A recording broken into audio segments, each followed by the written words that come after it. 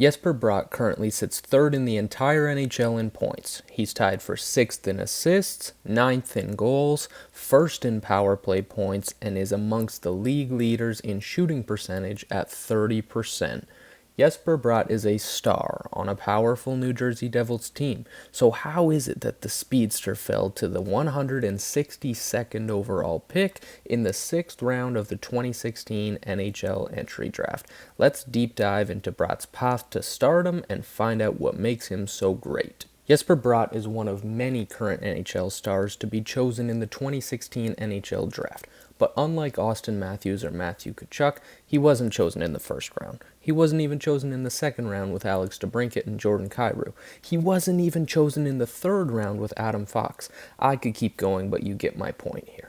Jesper Bratt was selected by the New Jersey Devils with the 162nd overall pick, halfway through the 6th of 7 total rounds. When he was drafted, he was listed at 5'10 and 174 pounds. Now, I'm not here to accuse anybody, but the fact that we're now 8 years past the draft and he's still only listed at 5'10, 175, I think there may have been some rounding of the numbers back in 2016. Despite his small stature, Bratt put up some solid numbers in his draft year, recording 8 goals and 9 assists for 17 points in 48 games while playing with AIK in the Allsvenskan in Sweden. While these might not sound like world-beating numbers, he was a mere 17 years old playing in Sweden's second highest professional men's league, something that honestly is usually only done by higher-ranked draft-eligible players. Jimmy Hamrin, a renowned scout for Elite Prospects and several other sites, did a great scouting piece on Bratt ahead of the 2016 draft, one of the few pieces of coverage I could find. Hamrin said, "Bratt is the kind of player that is entertaining to watch and can really stand out in games, but when it's all said and done, he was only 13th in points on his team in the regular season and had no points in the postseason." Hamrin also went on to say there is no question that Bratt has great potential, but there are yet question marks on how he will be able to compensate for his lack of size with his speed and skills to become a strong offensive player in the future. Bratt returned to Sweden the following season, recording a slightly improved stat line of 6 goals, 16 assists for 22 points in 46 games. Less than 1 calendar year after being drafted by the Devils, Bratt inked his 3-year entry-level contract with the squad in May of 2017. About 2 months later, Bratt showcased very well at the Under-20 Summer Showcase held in Michigan, the first time a lot of Americans had laid eyes on him. The word on the street was that Bratt would be heading to the London Knights of the OHL, who had selected him in the 2017 CHL import draft because, well, of course they had. However, despite committing to the Knights and playing one preseason game for the Knights, Bratt put on a show at the New Jersey Devils training camp and made the opening night roster, something nobody expected to happen. Not only did Bratt start the 2017-2018 season with the Devils, but he started it on the first line with Nico Hischier, a fellow rookie who had just been taken first overall in the 2017 draft, and Taylor Hall. Yes, the Taylor Hall who would go on to win the Hart Trophy that season as the league's most valuable player. Bratt showed up in his first NHL game. He scored a power play goal and added a shorthanded assist, becoming the lowest drafted teenager to play an NHL game since the 1994-1995 season, which is honestly a crazy stat. Bratt continued to impress throughout his rookie campaign, recording 10 goals and 20 assists for 30 total points before the All-Star break. New Jersey Devils head coach at the time, John Hines, said, "When you look at today's game, there's almost no time and space out on the ice, and he's one of those guys who's able to find space or make plays when it looks like there's no play to be made." Fortunately for Bratt, the Devils acquired Pat Maroon from the Edmonton Oilers at the trade deadline as they tried to make a final push for the playoffs, and subsequently put Maroon on the first line where Bratt had spent majority of the first half of the season. Bratt's point pace slowed quite a bit with his new rotating line mates Pavel Zacha, Miles Wood, Drew Stafford, etc., and he finished his rookie season with 13 goals and 22 assists for 35 points. A good season, but a very, very quiet second half. We saw glimpses of his speed and his skill, but he just wasn't able to put it together. Bratt came into the next season motivated and looked very strong in the preseason, but unfortunately suffered a broken jaw early in October in a practice, forcing him to miss the first 13 games of the 2018-2019 season. Once he returned to action, Bratt was placed back on a line with Nico Hischier for a large portion of the season and also found some chemistry with Marcus Johansson at times, two guys who love making creative plays with the puck. He ended up playing 51 games on the season, recording 8 goals and 25 assists for a total of 33 points. The Devils as a team finished with an abysmal 31, 41, and 10 record, finishing last place in the division despite making the playoffs the year prior. The 2019-2020 season began somewhat of a changing of the guard for the New Jersey Devils. They drafted American phenom Jack Hughes first overall and added him to the lineup, and midway through the season they shipped Taylor Hall, who won the MVP trophy some 1.5 years ago, to Arizona, and just never really found their rhythm as a team this year. Hughes finished with just 21 points in his 61-game rookie season, ending up a -26. Nico Hischier, Bratt's most frequent line mate, put up the lowest point total out of his 3 seasons to date. Bratt continued to showcase excellent skating abilities, and he actually started to put the puck in the net a little bit more, but ended up with a worse point per game pace than the year prior, finishing with 16 goals, 16 assists for 32 points in 60 games. The Devils again finished last in their division with a record of 28, 29, and 12 in the 69-game regular season. To start the 2020-2021 NHL season, the Devils brought in Lindy Ruff as the new head coach, desperate for change following back-to-back 8th-place finishes. They've got loads of young talent, it's time to show it. Bratt found consistency on 2 different lines to start the season, spending time between Nico Hischier and Pavel Zacha, and on a line with Andreas Johnsson and budding star Jack Hughes. Unfortunately, Hischier ended up with a leg injury and a facial fracture, which ultimately led to surgery, limiting him to just 21 games played on the year. And then, of course, COVID happened.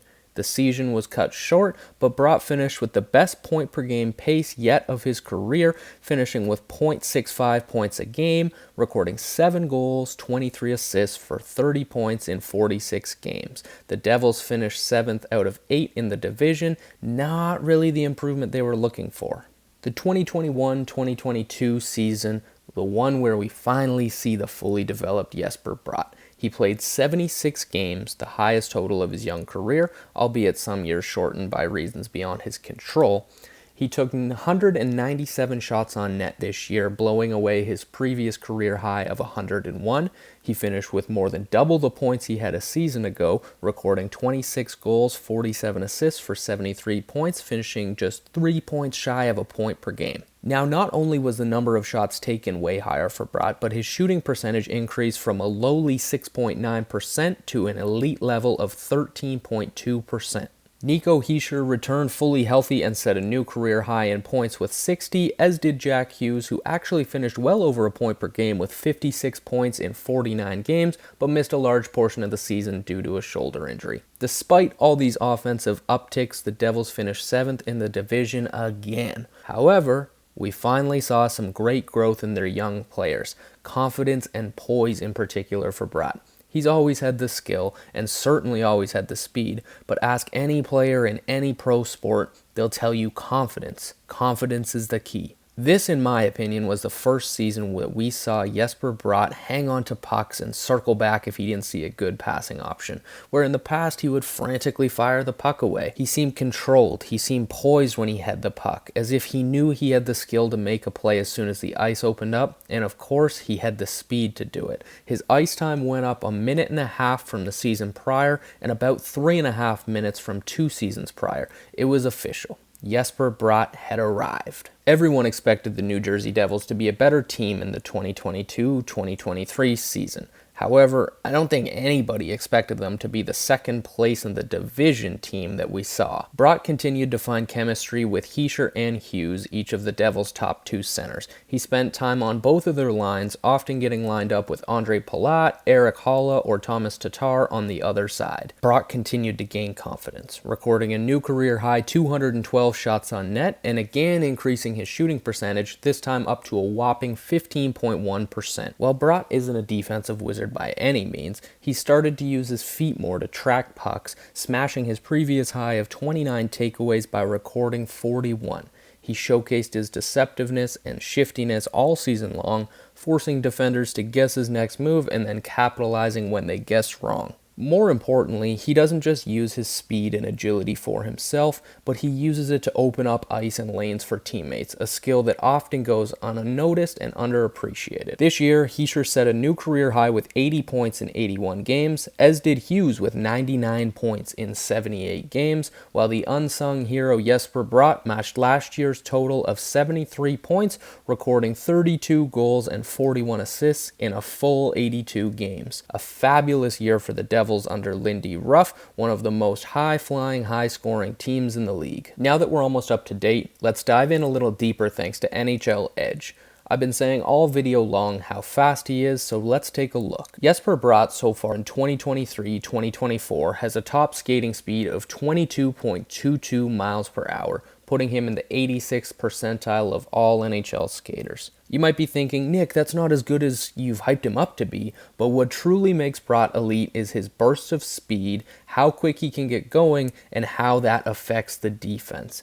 Bratt has already recorded 32 bursts over 20 miles per hour this season, putting him in the 97th percentile of all NHL skaters. That sounds better, but even better when you realize that puts him on a list with the likes of Connor McDavid, Matt Barzal, Nathan MacKinnon, and his teammate Jack Hughes. His skating distance is also really interesting to me, as he has racked up 25.70 total miles this season, putting him in the 90th percentile of all NHL skaters, and much higher than most wingers, as the average forward has skated 16.94 miles this year, and that includes centermen. Think about the wingers who are stapled to the boards all game long. They're not tracking back as low as the centermen or forechecking as hard. To me, this speaks to his ability to move around the ice, jump into open spaces, and wait for the right opportunities before pouncing or attacking defenses with the puck. Jesper Bratt's recorded 6 goals and 8 assists for 14 points in 8 games so far this year,